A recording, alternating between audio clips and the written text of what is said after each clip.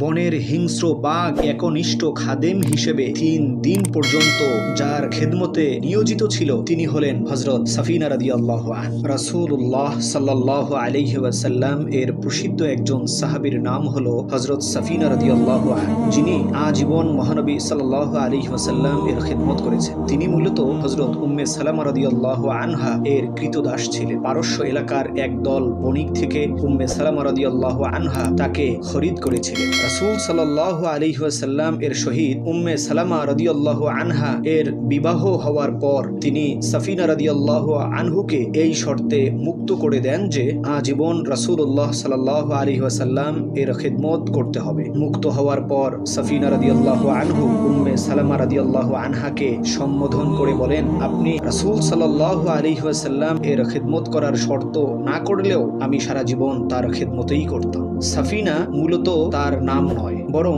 এটা ছিল তার উপাধি। সাফিনা শব্দের অর্থ হলো জাহাজ। তিনি মূলত প্রচুর পরিমাণে মাল সামানা বহন করতে সক্ষম ছিলেন বিধায় রাসূল সাল্লাল্লাহু আলাইহি ওয়াসাল্লাম তাকে সাফিনা তথা স্থলপথের জাহাজ বলে সম্বোধন করেন। এরপর থেকে এই সাফিনা নামেই তিনি নিজেকে পরিচয় দিতেন। তার আসল নাম হলো রওমান অথবা কেউ কেউ বলেছেন রওগা। এই সাফিনা রাদিয়াল্লাহু আনহু রাসূলুল্লাহ সাল্লাল্লাহু আলাইহি ওয়াসাল্লাম এর জীবদ্দশায় প্রতিটি যুদ্ধেই বীরত্বের সাথে অংশগ্রহণ করেন। রাসূল সাল্লাল্লাহু আলাইহি ওয়াসাল্লাম এর ওফাতের পর মুসলিম বাহিনীর সঙ্গে রোমান, পারস্য, আফ্রিকা ও ইরাক অঞ্চলেও বীরত্বের সাথে অংশগ্রহণ করেন। রোম বাহিনীর সঙ্গে যুদ্ধ চলাকালীন অবস্থায় তার এমন একটি কারামত তথা অলৌকিক ঘটনা প্রকাশিত হয় যা রীতিমতো অবাক হওয়ার মতো। বনের হিংস্র বাঘ একনিষ্ঠ খাদেম হিসেবে 3 দিন পর্যন্ত যার খেদমতে নিয়োজিত ছিল তিনি হলেন হযরত সাফিনা রাদিয়াল্লাহু আনহা। প্রখ্যাত তাবিঈ ইবনুল মুনকাদির রাহমাতুল্লাহি আলাইহি বর্ণনা করেন, মহানবী সাল্লাল্লাহু আলাইহি ওয়াসাল্লাম এর একনিষ্ঠ খাদেম হযরত সাফিনা রাদিয়াল্লাহু আনহু তৎকালীন রোমানদের বিরুদ্ধে যুদ্ধে অংশগ্রহণ করতে গিয়ে যুদ্ধের এক পর্যায়ে রোমান ভূমিতে মূল মুসলিম সৈন্যবাহিনী থেকে তিনি বিচ্যুত হয়ে যান এবং পথ হারিয়ে ফেলেন। অতঃপর মূল সৈন্যবাহিনীর সঙ্গে মিলিত হওয়ার জন্য অজানা অচেনা দুর্গম পাহাড়ি পথে তিনি এগুচ্ছিলেন। বনের ঘন আধারে আচ্ছাদিত এবং বনের হিংস্র পশুর মুহুর্মুহু আওয়াজ তাকে ভীত সন্ত্রস্ত করে তুলতেছিল। এরকম ভীত সন্ত্রস্ত অবস্থায় চলতে চলতে হঠাৎ তিনি এক বিশাল আকৃতির মোটাতাজা বাঘের সামনে পড়ে যান। যেই বাঘ তাকে আক্রমণ করার উদ্দেশ্যে এগিয়ে আসছে। কিং কর্তব্য বিমূঢ় হয়ে হযরত সাফিনা রাদিয়াল্লাহু আনহু কি করবেন খুঁজে পাচ্ছেন না। হঠাৎ করে তার মাথায় একটা বুদ্ধি চলে আসলো। তিনি বাঘকে উদ্দেশ্য করে বললেন, রে বাঘ, তুমি এভাবে চোখ রাঙ্গিয়ে কার দিকে এগিয়ে আসছো? জানো আমি কে?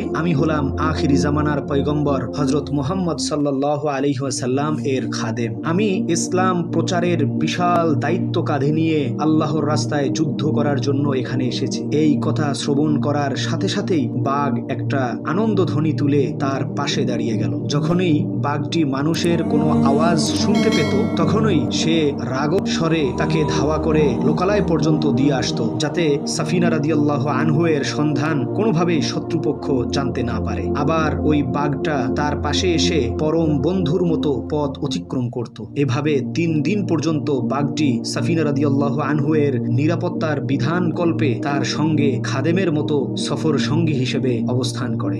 কোনো বর্ণনায় পাওয়া যায় সাফিনা রাদিয়াল্লাহু আনহু পথ চলতে কখনো ক্লান্ত হলে সেই বাঘের পিঠে উঠে তিনি সওয়ার করতেন। সুবহানাল্লাহ। অবশেষে হযরত সাফিনা রাদিয়াল্লাহু আনহু মূল মুসলিম কাফেলার সঙ্গে মিলিত হন এবং তখনই বাঘটি কৃতজ্ঞতা প্রকাশ করার ভঙ্গিতে কিছু একটা আওয়াজ করে আবারও জঙ্গলের দিকে ফিরে গেল। সুবহানাল্লাহ। এই হলো সাহাবায়ে কেরামদের কারামত, যাদেরকে বনের বাঘ পর্যন্ত সমীহ করত। এই ঘটনা সংশ্লিষ্ট বর্ণনাটি রিওয়ায়াত করেছেন প্রখ্যাত হাদিস বিশারদ ইমাম হাকিম রহমতুল্লাহ আলাই তার মুস্তাদরাক গ্রন্থে এবং ইমাম বাজ্জার রহমতুল্লাহ আলাই তার মুসনাদ গ্রন্থে, ইমাম বাগাবী রহমতুল্লাহ আলাই তার শরহে সুন্নাহ নামক গ্রন্থে, এছাড়াও ইবনে কাসির রহমতুল্লাহ আলাই তার আল বিদায়া ওয়া নিহায়া গ্রন্থেও এই ঘটনা উল্লেখ করেছেন। সম্মানিত উপস্থিতি, এই সাহাবীর ঘটনা থেকে আমরা একটা বিষয় স্পষ্ট বুঝতে পারলাম, যারা আল্লাহর দ্বীন প্রতিষ্ঠা করার জন্য ময়দানে নেমে পড়ে আল্লাহ পাক রব্বুল আলামিন তাকে সর্বদিক থেকে সাহায্য করেন। তাই আসুন আমরাও আজ থেকে প্রতিজ্ঞাবদ্ধ হই আল্লাহর প্রতিটি বিধান মেনে চলব এবং সাহাবা একরাম রিদওয়ানুল্লাহি তাআলা আলাইহিম আজমাইনের অনুসৃত পথে আমরা আমাদের নিজেদের জীবন পরিচালিত করব। আল্লাহ সেই তৌফিক আমাদের দান করো, আমিন। আজকে এ পর্যন্তই, সাথে থাকার জন্য ধন্যবাদ।